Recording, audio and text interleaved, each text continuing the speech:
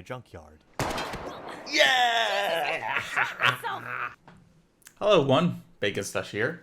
Today we're going to react. Where's best friend? This video is by Rick Salad Bar. That's a great name right there. Alright, let's go.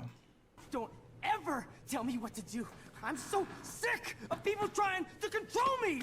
You are going to get in hella more trouble for this than drugs. Nobody would ever even miss your punk ass, would they? Get that gun away from me, psycho! So many people.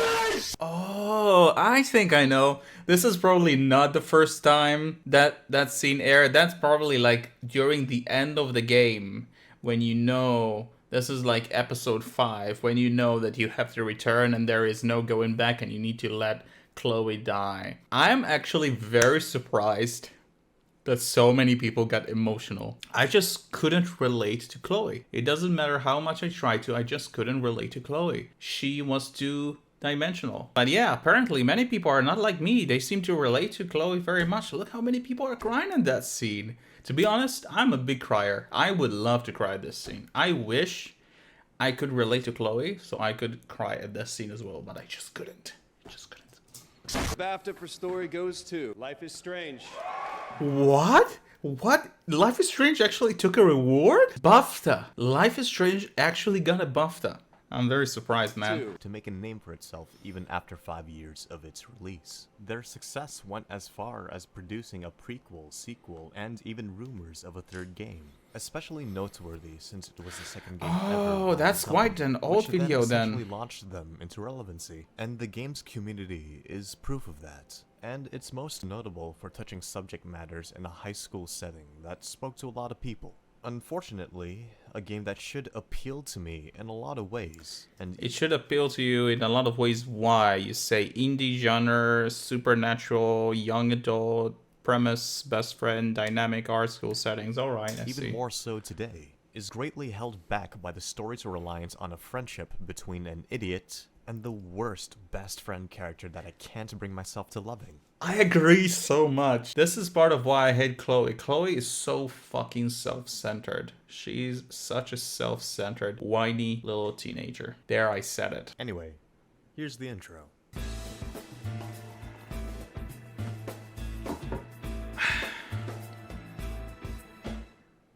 I'm a huge fan of the two protagonists' dynamic, specifically best friend characters. Yes. In fact, some of my favorite stories revolve around this sort of relationship. True. And while more often than not, these characters aren't the best people together, their imperfections that complement one another should lend itself to compelling narratives or fun scenarios. And to see that in a story may shed some light on how you treat your friends, as you try to draw parallels with what you find relatable in the relationship.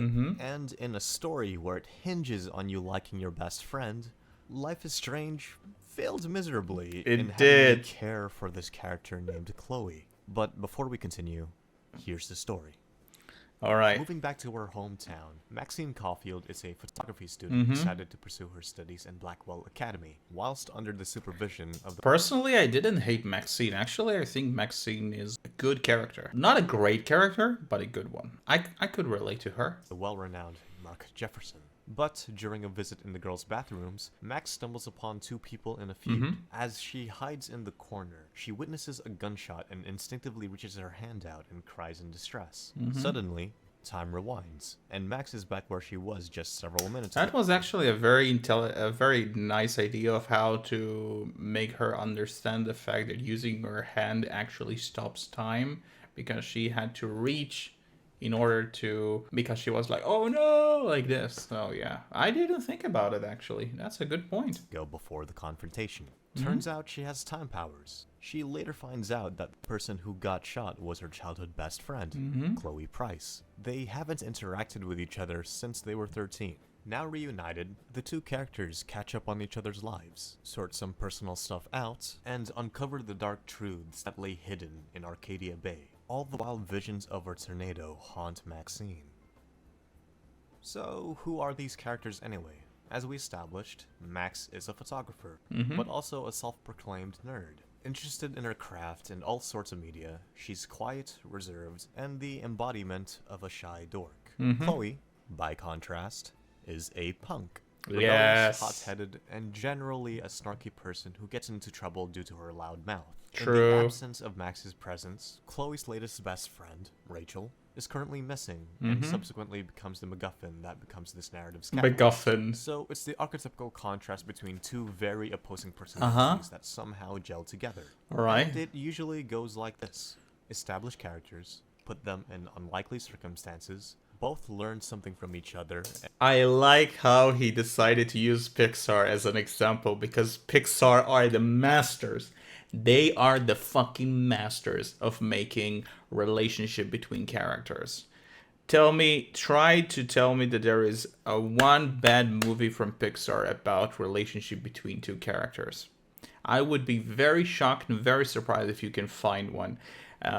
So you have Ratatouille here, you have Nemo, you have Up, and please tell me you have Toy Story in here because Toy Story is my favorite movie of all time when it comes to Pixar. Since I was a small child, I adored this movie. I watched it so many times on repeat on VHS with VCR.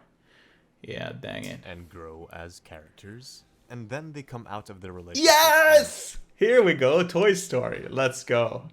You kept the best for last. Although, that's a very ugly looking Woody and Buzz. Changed people. For better or for worse. You can't keep getting away with I love this meme. This is, of course, simplifying things, but this is generally how these sorts of stories end up. And in the special case of Chloe, she doesn't really change. If anything, No. as the story goes along, Chloe becomes a worse person, and this is She's a very flat character. No character development. At all. isn't a Mark and Jeremy dynamic where it's done with intent.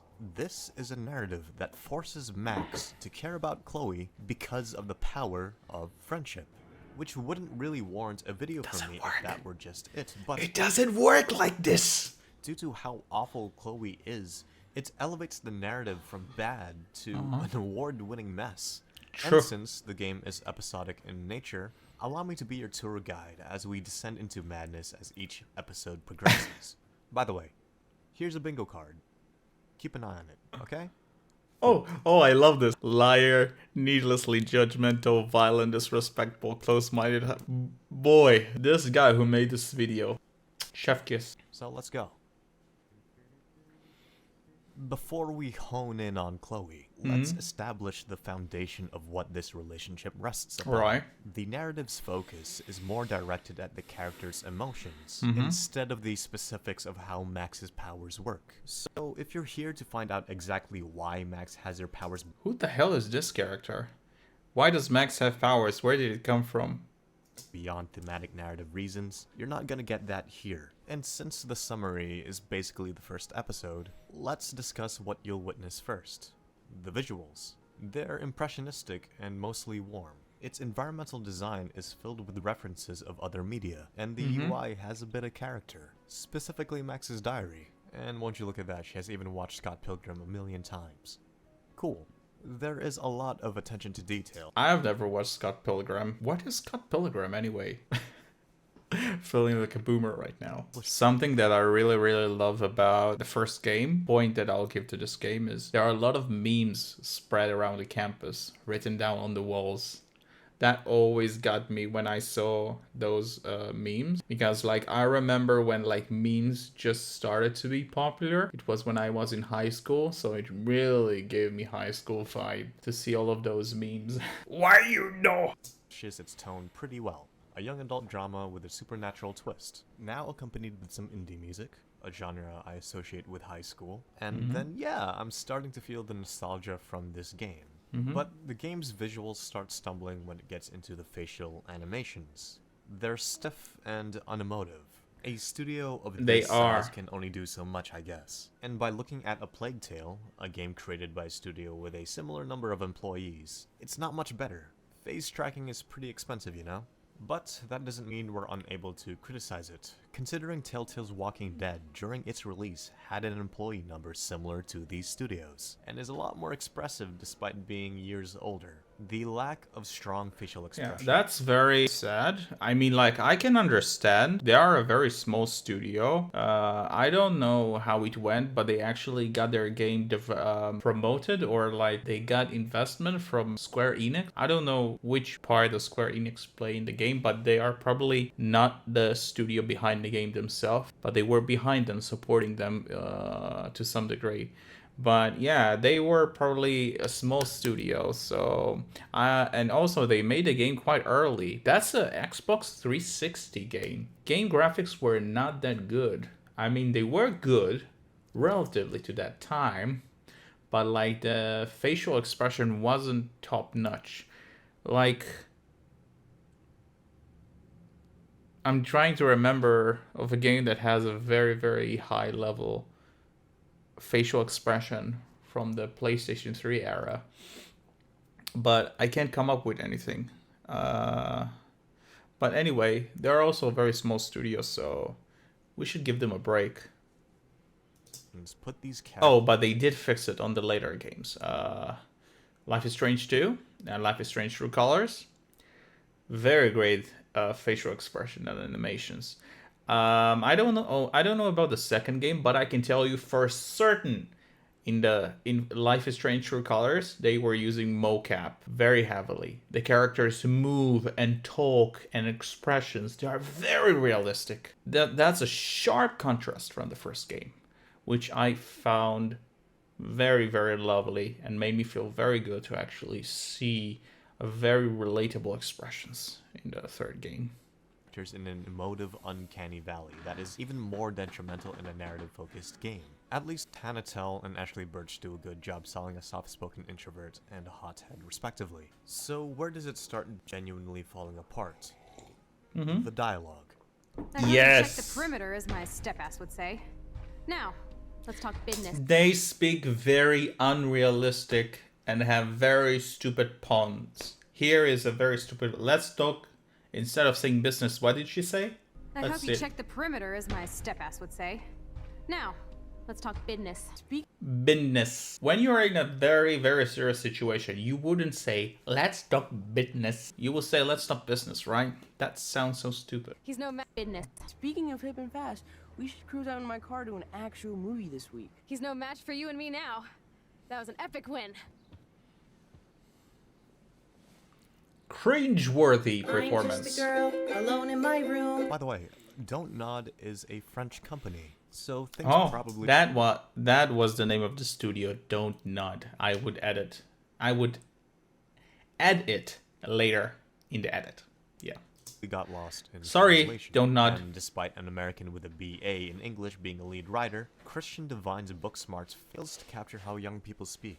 I think they were trying to go for a charming and quirky vibe. Wowzers! I really hated when she said wowzers. That was so fucking stupid. This hella cool. For fuck's sake. But it ends up sounding kinda forced. Mordecai and Rigby calling each other planks and holes sounded a lot more natural than this. But to get into the meat of the first episode, we find out not only is Chloe's best friend missing, but her dad, who she adored, died thanks to a car accident. This happened soon after Max's departure, which is the reason for Chloe's angst-ridden rebellious phase. Despite all this, Chloe's mother is trying to do her best to support her daughter alongside her new boyfriend, David. He's an ex-vet who's now a security guard in Blackwell Academy. Military will do you this. He said some stupid lines, but actually he's quite a realistic character. Unlike the other ones. More rough and stern than Chloe's biological Oh man, father. David. He's often No, David, we love to hate you, man. suspicious of Chloe, and when he can't find one of his guns, he goes as far to accuse her of stealing it, which leads into an argument. And depending on your choices, Chloe's stepdad will hit her, which alludes to domestic abuse, which makes Chloe's hatred of him justified. So, if it never occurs though, you're kinda left wondering why Chloe hates her stepdad so much, besides the usual bratty rebel hates their conservative step-parent. But you could argue that we can blame the player for not exploring the different options through Max's rewind powers, so take that as you will. Despite only spending a day together after 5 years apart, Max is happy to state that Chloe is once again her best friend after Chloe gifts Max her late dad's Polaroid. So far, it's Very an easy to okay, buy you. albeit flawed game. Maybe we'll just get used to these issues and we'll just fall in love with these characters once their actions dictate their arc. So from this point on, we're going to be focusing specifically on Max's and Chloe's relationship. Everything else I'll touch upon lightly, but we've got to stay on course. Alright, let's keep on moving. Chloe starts becoming more involved with Max, and my contempt for Chloe starts growing here. What Chloe and Max did in the first episode was essentially catch up on each other's lives, so development hasn't really begun. With this in mind, a story like this would lead into a relationship where these characters start to reconnect on a deeper level. And despite one of the characters being vastly different years later, they can still touch base on something they shared back then, or have a common thread that progresses to the next Dude, those eyes. What the fuck? Those are some googly eyes. logical step of the narrative.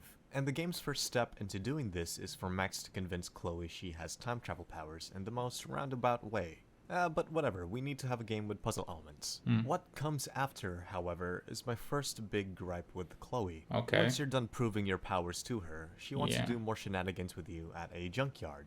Fair enough. On your way out of the diner, you're given the choice to answer a phone call from somebody who's been a victim of severe online bullying. And the mere act of answering this quick phone call has Chloe pissed off at you. Okay.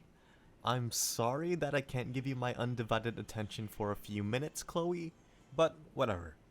The scene later ensues to collecting bottles. Oh yes, my favorite scene. The scene that you can actually make Chloe shoot herself. Yes, I did it when I streamed the game myself. It was hella fun! Whenever she shot herself, I was having a blast. And shooting them in different sorts of ways in the junkyard. Yeah! Myself! Ah, I shot myself! Back up! Back up! Stupid gun. Hold on, Chloe. As the duo experiments with Max's powers, things progress to a point where she blacks out and has a nosebleed. So this is a pretty big deal, right? And anyone would steer clear into caution if their best friend blacked out doing something intense. Despite Max saying that she shouldn't be used like a toy, Chloe just guilt trips Max to do more dumb things. And this happens twice. Hey, Chloe, didn't you just see what just happened? Also, Chloe... No, she didn't see. She was too self-absorbed with herself. Fuck. Chloe did steal David's gun, so not only is Chloe careless, but also David's suspicions of her were right. Never mind the fact that she lacks the intellect to take off her own boot when it's stuck in a train track. They're not even laced. Also, Max, why don't you just reverse time before she got stuck in the train track? This comes after the scene where Chloe's drug dealer confronts her for owing him $5,000. So she's also undependable. And prior to this episode, Chloe just comes off as needy. How can you expect a friend to keep in contact with you when you were separated at the age of 13 of 2008 when you yourself didn't make an effort to contact Max? There's no mention of Chloe trying to contact Max in her diary, and with how guilt-ridden she's been from Chloe berating her, you'd think she'd Everybody is leaving me. Nobody cares about old Chloe. Oh man. bring it up at some point. The prequel retcons this, but that game has its own host of problems. So by the ending of this episode, what have we learned? Chloe is inconsiderate, impulsive, and generally reckless. According to Max's diary, she's just kind of bothered by the fact that Chloe just wanted to see those rewind powers. But later on, she states she felt awesome when Chloe said this was the best week of her life. So, you know, that's something, I guess. By the way, Max, if your friend wants to hang out with you just because you have that one thing, you're not friends. True. You're a tool for their enjoyment. Truth Chloe has been learns the error spoken. of her ways later on. So let's keep an eye out for that. Uh-huh. Too bad the series couldn't be focused on Kate Marsh, but I digress. Let's keep on moving. F in the chat for Kate Marsh. So there's a scene in this episode where Chloe berates David. David has a lot of surveillance cameras everywhere, and I agree with Chloe here. David's paranoia is a bit much. But ultimately, Chloe and David have the same goal, which is investigate the disappearance of Rachel. So things get out of hand, and Max is able to divert the conversation by attempting to unite the two against a common enemy. And Chloe gets mad at Max for being open-minded and trying to understand somebody else's position. You know you can disagree with somebody's methods, while still understanding their reasons for doing so, right? How is David's investigations any different to what we are doing anyway? We literally broke into a school and read papers not meant for our eyes. Why are you being so hypocritical? It's okay if we do it is not exactly the best message. Something like this also happened in the first episode. From gun control to reckless toying around. 'Cause men. Which is understandable, but it seems like Chloe is greater threat to herself than anyone else. At least David is making the attempt to investigate Rachel's disappearance. You know, your missing best friend? Last seen with your drug dealer, which you owe $5,000, which you were willing to steal from a handicap fund just to pay off your debt. And Oh shit, that's true. That's true. In the principal office, there was a handicap fund, and she actually asked us if we want to steal it. This is so inconsiderate. She is so fucking self-absorbed. I hate her. Right? if heaven forbid Max takes the moral high ground, she doesn't shrug it off as a joke, but is visibly bummed out because Max has morals higher than Chloe's mound of dirt. What an amazing person for a protagonist to fall in love with, accusing Max and her mom gossiping about her during a casual conversation. So not only is she needlessly judgmental, but she also thinks that she's the center of the universe. Also, why— On that note, actually, many teenagers do think they are the center of the universe. I think that's stupid, but actually I can see some teenagers who really believe that they are the center of the universe. So that's not 100% unrealistic, like the way she's behaving. Like a big baby, but yeah, she's a bitch. Why does Chloe say Max bailed on her as if Max made the deliberate decision to move away? She's willing to show her blatant ungratefulness by putting Max down despite saving her life. Twice. Chloe, your current friendship is centered around these two events.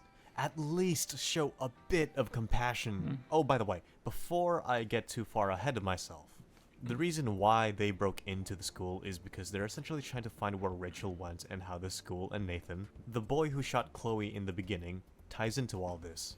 They hang in the pool and have a sleepover later on. I felt nothing from either scene. And later Neither on did in I. the episode, they break into Chloe's drug dealer's RV. His name is Frank, by the way. They do this to get info on Rachel's disappearance, and they find out that Rachel and Frank had something going on. Chloe gets rightfully pissed off, but she takes her anger out on Max. So then Max says to Chloe that she should stop blaming everyone for her problems. And then Chloe says, and I quote, "Gotta blame somebody, otherwise it's all my fault." Literally. Think her rant is supposed to be relatable, and we're supposed to feel sorry for her because she's an ultra victim of some sort? What all this scene does is further cement Chloe into being a more awful friend. Then the game out of nowhere gives Max new powers. By looking through a photo she's taken, it allows her to time travel to that specific spot of that photo. This ability could have been established a bit earlier, Right. but whatever. Realizing that she can alter the present by traveling into vignettes of the past, Max stops Chloe's dad from driving on the day of his lethal car crash, thus making the angst-ridden Chloe non-existent. But That was only one thing that I'll give the game credit for. Usually when the game kills characters, they usually kill the characters that are the most relatable and the most lovable. Like Chloe's dad, I had such small amount of time to spend with him, looking at the picture who took me back to when Max and Chloe were kids. But the time there at the kitchen, at the table, hearing him talk and how nice and well-spoken and smart and fatherly he is, I actually felt a little bit of pain when the car crash happened. It wasn't huge, but it's not because he's a bad character. It's because he barely had any screen time. It takes time to get attached to a character, to develop emotion through a character. Like, if you think about it, Max and Chloe, those were two characters that I am supposed to care very deeply about, because I played with them from the beginning of Act 1 until the last episode, right? But no, I actually cared about the dad way more, and he barely had like 5 minutes of screen time. way more than both of these characters. That just show you the contrast between good character and a bad character. But thanks to the butterfly effect, Chloe instead gets into a I liked it, butterfly. I see what you did there. car crash, making her a quadriplegic. No, I am not joking. They had to cripple Chloe in order for you to feel bad for her. Honestly, this twist would be great if my feelings weren't contrived thanks to Chloe's lack of development. Cause I'm feeling nothing from these scenes except for fabricated sentimentality. The game is more obsessed with forcing a feeling upon you in the moment without thinking about the actions these characters have done in the past. And when you look at the past 3 episodes, Chloe is a reckless, self-important person willing to commit grand theft as a band-aid fix for her poor decisions that she's unwilling to improve upon. Aren't we supposed to like Chloe? Max, how can you be best friends with such a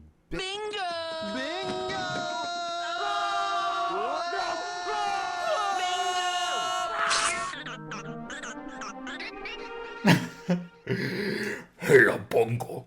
This is a very movie maker style of editing. I love it. Oh, by the way, nothing really happens in episode. So now we're with Chloe in a different timeline. While ultimately pointless since Max Poor Chloe. versus her decision, I think what the game is trying to do is show what lengths Max would do for Chloe. Yeah. Which sucks since I feel like you can make a whole story dedicated to this exact scenario. 2 best friends reconnecting after years apart only to find out that one of them had a severely life-altering accident. And I honestly would have loved to explore these situations, in which we attempt to juggle an average high school life, while the guilt of abandoning our childhood best friend weighs on our mind. And the first few moments of Chloe and Max reconnecting seems like a start for the first episode of a 5-episode long series. But it's cut short with Chloe wanting to be euthanized. This is to ease the burden on her and her parents' finances. At least it's better than being stuck on train tracks. It's a difficult scene, for sure, and I sympathize with this Chloe. And I want to be clear here.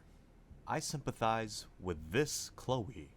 Not blue-haired Chloe. They are drastically different people once the timeline split. Yeah, that Chloe is actually a much more realistic, emotional person that has empathy. She had to have a car accident and be completely paralyzed only to behave like a human being, which is very, very stupid when you think about it, isn't it? So whatever sliver of feeling I have for Crip Chloe isn't going to be transferred to current Chloe. The one where Max admits that she's tired about having to walk eggshells around. Anyway, so the story continues as the duo still keep on looking for Rachel, and Max and Chloe attempt to get info by talking to Frank. She ends up killing him and his dog, so Max has to yet again set things. Wait, you don't have to kill the dog. It really depends on which path you chose. I did not kill the dog. Who else did he kill before the dog? Frank. She ends up killing him and his Drude, you had to do your research. This game has alternative ending. I didn't kill anybody. I managed to get a good ending without killing anybody. dog, so Max has to yet again set things right by using her rewind powers. Fantastic.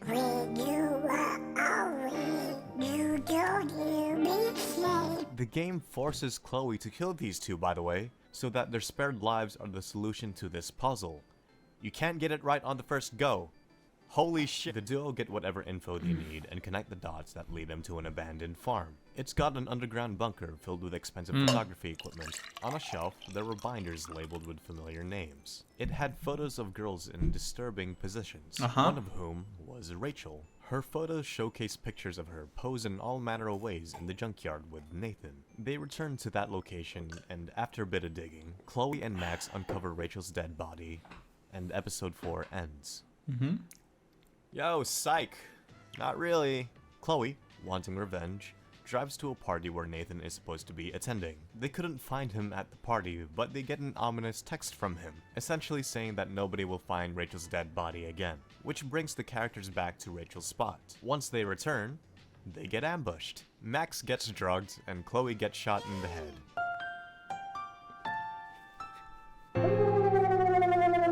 No matter what happens, Chloe I didn't just care kicks about the Chloe. bucket. I didn't care about Chloe dying. I didn't feel anything. And here comes the reveal. The real culprit was the teacher all along. What? Actually, I was surprised by it. Usually, there are a lot of movies and TV shows that do this. So, if I was more knowledgeable about this kind of medium, maybe I would have guessed in advance that he's behind it, but actually, it surprised me. So maybe Mr. YouTuber was not surprised by it, and yeah, kudos for him. He was smart. I didn't know about that. I was surprised when I found out that Mr. Jefferson is behind it. But yeah, when you think about it, I saw Erased, so I should have known better. His motivations are so stupid, I can't really believe this is the guy.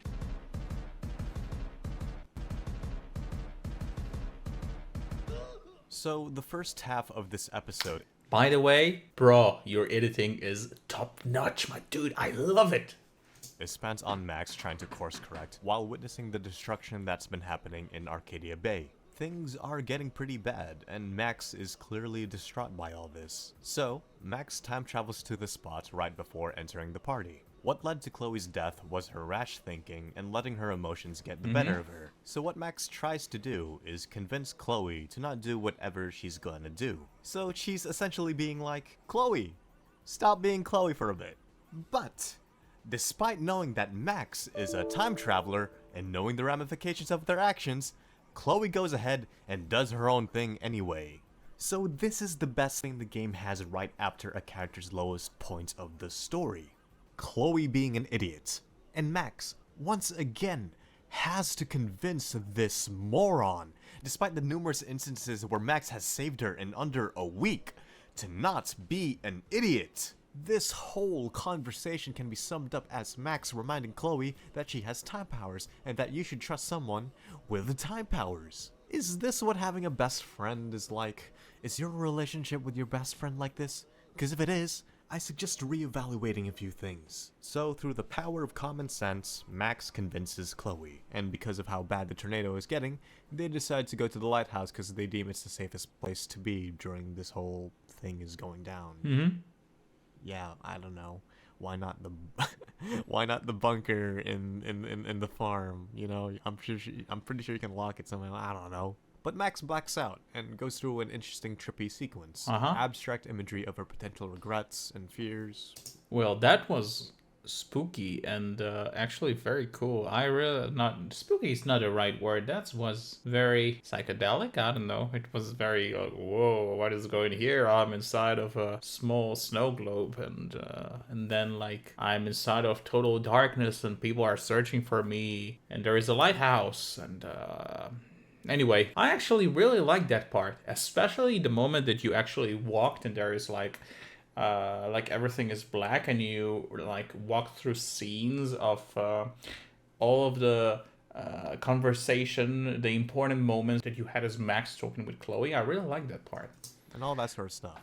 I like it a lot. It's then bookended by a scene where the game finally calls out on Max's hypocrisy and Chloe's Oh, did you hear that? Did you hear that? He also liked it a lot. It's then bookended by a scene where the game finally calls out on Max's hypocrisy. And Well, Chloe's actually, it's a different scene, but anyway, that the rewinding part that you actually got into the photo and went to the past, that's actually one of the moments that I actually enjoyed in the game as well. awful influence through a shadow Max of some sort. It's kind of like that scene from the disappearance of Haruhi Suzumiya, but it fails to be as impactful. This scene portrays the protagonist confronting the personification of the lie that he tells himself. That despite all the wacky antics that he's been through, when given the choice to stay or revert back to his original reality, he reverts. While his other self insists on Kion wanting a normal life in this new timeline, a belief he's held for the longest time, he finally admits to himself that he enjoyed the time he had in the original, even with the danger and stress that it caused him. The normal high school life, even with its benefits, just doesn't compare to what he originally had.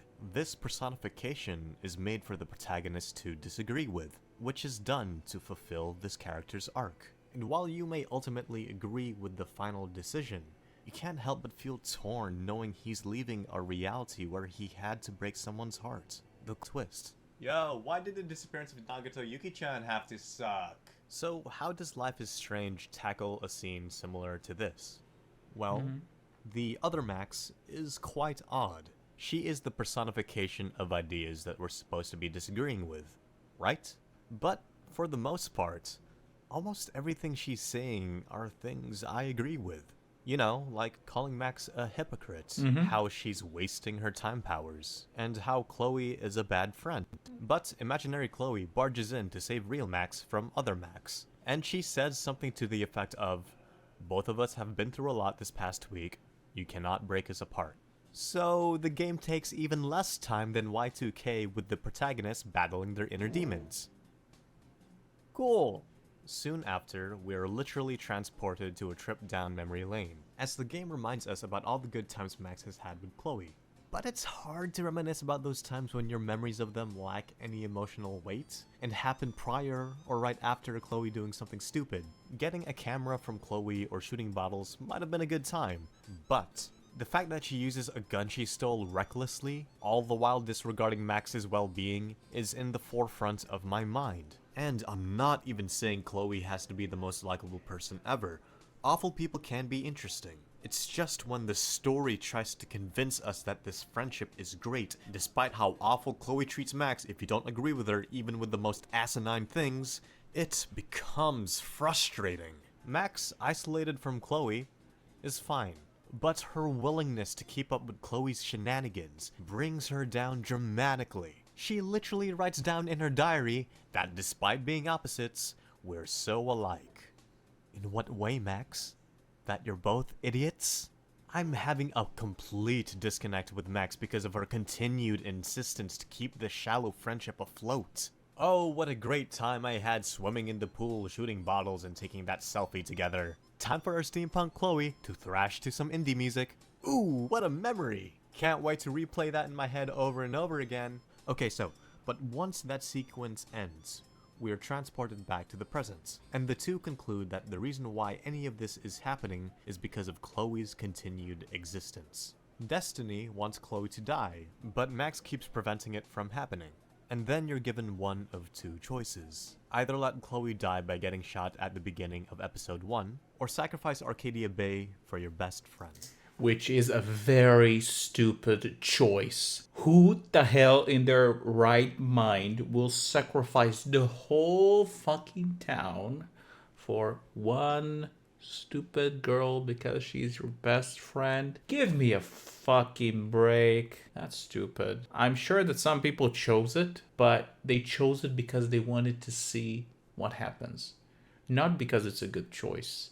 If somebody actually thought it's a good choice, man, I'm sorry for you. Even though we have no idea if the trail of destruction will continue to persist with Chloe's existence.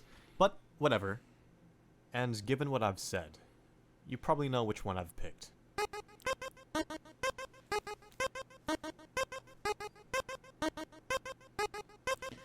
Kill Chloe! Yeah! But seriously, this game sucks because of Chloe. Conclusions! So, Chloe, what have we learned? Let's do a quick rundown of who you are. You're immature, you resent everybody ever since your dad died, but you put in no effort to do anything to help yourself, you disrespect your mother, you owe your drug dealer a lot of money, you stole a gun and use it immaturely, you're pissed off if we don't steal from the handicap, and the only fun you guys have is when you tell Max to do things. Shoot bottles, hang in the pool, guess the amount of change in your pocket. How riveting. Good thing Max lacks a hint of initiative in this relationship, because you might get pissed off if she decided to do anything unrelated to you. I can't think of a genuine moment between these two that made me enjoy watching their friendship. All that springs to mind is how much they talk about the past, and how much they are best friends, and how much Chloe misses Rachel. What has changed between episode 1 and 5? Chloe is the exact same person throughout this entire series. I mean, she does spill her guts in the final scene of the game, but it just kinda comes out of nowhere because the scene calls for it. Not necessarily because we see Chloe develop over time to a more empathetic person. Waka, the Grand Wizard, has his faith and ignorance tested through a number of scenes, as he unknowingly befriends someone he's racist against while his religion turns out to be a sham. It takes time and meaningful events to shake off these bad habits, and Chloe lacks these scenes of development. and I am struggling to remember redeemable qualities that she has learned throughout her journey. I rewatched those scenes featured in Memory Lane because I assumed they're considered the highlights of their relationship. And guess what?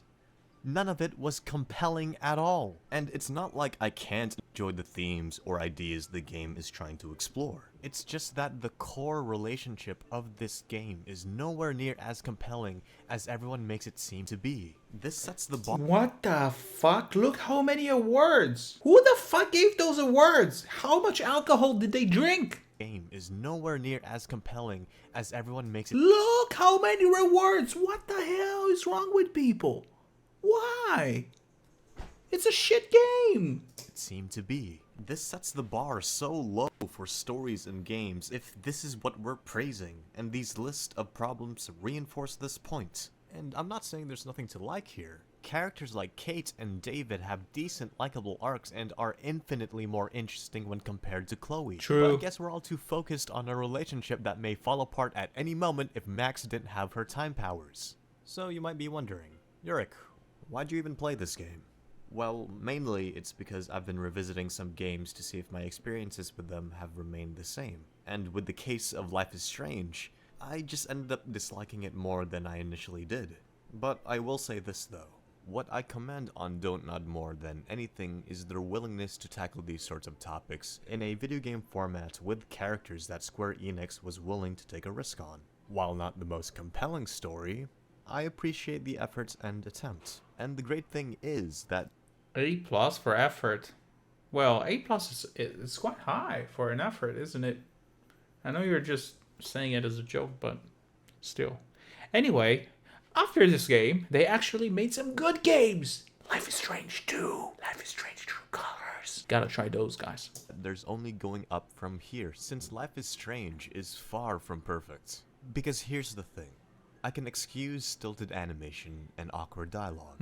I can excuse powers with plot convenience. Yeah. But I can't excuse an awful relationship between two characters that are meant to be best friends and lovers. If the romance is the largest highlight in this game, I am so sorry that the bar of romance in games is this low. Life is Strange is okay at best and painful at worst, and it's at its worst a lot. And for the sake of comparison, let's take a quick look at another game with similar ideas and see if it's any better. That will be interesting. Night in the Woods is a game I've yet to complete, and it has a similar instance of a protagonist coming back to her hometown and meeting up with someone they were best friends with back in the day. And the contrast between the two is I love the drawing style. clear. B hates the fact that May is back, stating that May is wasting her opportunity in getting a higher education. Despite May's irresponsibility, she brings back some excitement into Bay's mature but mundane life by causing a bit of harmless fun. In the amount of time it took to finish the first episode of Life is Strange, I found these young adults more relatable than these idiots. And yes, even with the slightly forced #deep and screw the world attitude. And don't get me wrong, the writing is far from amazing, but at least there's a likable, relatable chemistry between May and B, at least when compared to these other idiots. Their moments of friendship and romance lack impact, since the only thing that stands out in this relationship to me is Chloe getting pissed off at Max for not giving her undivided attention. But whatever, they kiss and are willing to destroy an entire town that has treated Max much kinder than Chloe ever has. So yeah, I don't think it's a good game at all. In fact, I think it's really bad. And listen, if you enjoyed this game and it means a lot to you, cool. Me critiquing this game isn't a critique on you as a person. True. I like a lot of things that are associated with generally stupid stuff, but I am someone who is made up of more than the media I consume. I'm not here to diminish people's positive feelings on this game. I just wanted to express my thoughts. And I know as people we may have different definitions for certain words. Different perspectives, experiences, and upbringings drive us to particular conclusions. And what I got out of this story was that Don't Nod was trying to establish this friendship where we do fall for Chloe, and wish that Max still kept in contact with her when she moved away. And this is done by having Chloe's attitude fade away when Max re-enters her life, thus fulfilling the whole what-if fantasy where we could travel back in time to change things, where our unkindled friendships in the present didn't have to burn out. But she doesn't return to her old self. She gets worse, and every moment of her makes me wish I never reached out. Because I can't, for the life of me, find an angle where Chloe is a good friend, let alone a best friend. And given what I've said, I hope you can understand now why I consider Chloe as the worst best friend. What about Vic Van Leer, though? What, from NBA 2K16? Oh. Shit.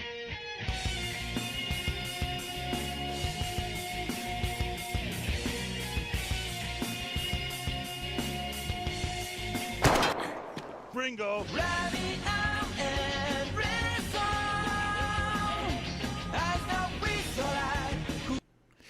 That was a very, very well made video. It was amazing. What is the name of that guy? He deserved a mention and much more. So I hope I don't mispronounce your name. You Reek Salad Bar. That was an awesome video. You did an amazing job and you put it better into words than I could. But yeah, you were writing the script, that's for sure. I was just mumbling from the top of my head. But yeah, I 100% agree with you. And yeah, that was a great way to put into words why do I hate Chloe so much? Why she's such a shit character? And why the first game is a big disappointment? If you didn't, give them a big like and subscribe their channel. They deserve it. They probably have a lot of other good videos that I should check out. Thanks everyone for watching the video. And as always, hope you have a lovely day or night. And I'll see you in the next one. Bye.